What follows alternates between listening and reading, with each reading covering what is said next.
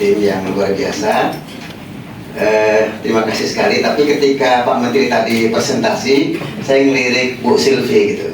Ini kalau 2017 jadi beliau di samping saya, ya jadi gubernur. Tapi karena garis tangan tadi, Bu Sylvie di pimpinan komite, Bapak jadi menteri.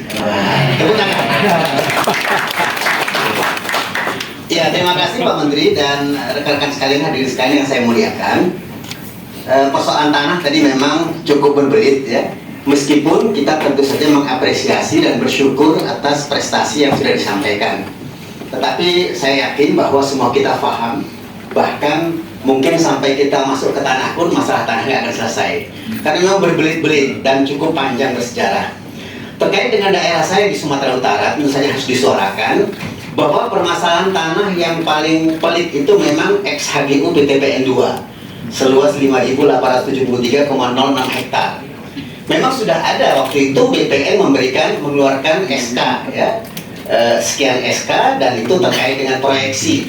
Tapi dalam implementasinya itu memang cukup panjang karena memang itu antar kabupaten kota, adanya di Deli Serdang, Serdang Bedagi, kemudian Langkat ya, dan Kota Binjai. Serdang Bedagi ada sedikit. Nah, jadi sampai sekarang memang kalau data yang kita pantau ada 2.218 hektar itu sudah dihapus bukukan di apa namanya sebagai aset Kementerian BUMN. Kemudian 3.657 hektar itu akan ditata kembali gitu ya. Nah, tetapi dalam perjalanannya memang kalau yang untuk USU dan sebagainya kita apresiasi dan pengelolaannya memang perlu tahapan.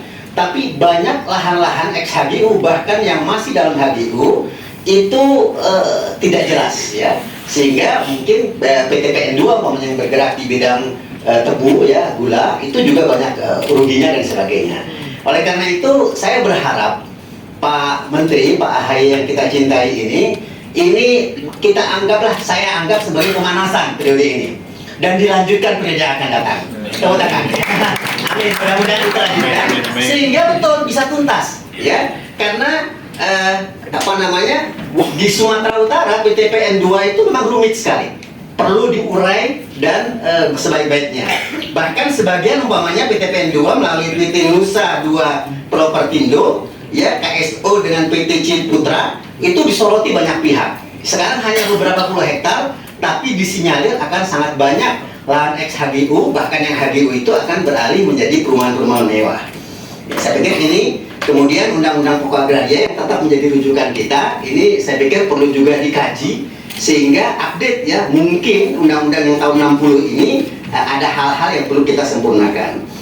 Pada seperti disinggung oleh Pak Ketua tadi, kita pernah rapat juga dengan Menteri ATR BPN yang lalu. Ketika itu disampaikan oleh Pak Hadi bahwa masalah Polonia di Medan, Sumatera Utara itu sudah selesai.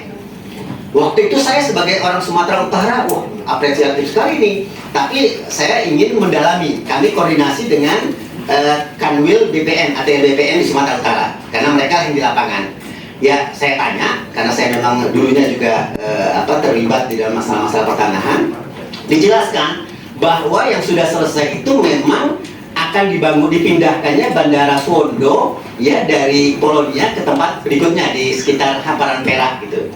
Adapun masalah di Karangsari itu belum selesai ya. Tanah itu secara formal adalah milik Kementerian Pertahanan ya, di bawah TNI AU ya. Meskipun ada klaim umpamanya ya, ini mungkin menjadi kita ingin mendapat penjelasan juga tentang Grand Sultan. Sebagian mengklaim sebagai milik Sultan Delhi, dan itu kalau ada apa-apa mereka datang kemudian menguruskan lalu minta sejumlah uang dan sebagainya. Tentu calo ya di lapangan ya, maklar atau mafia tanah tadi itu.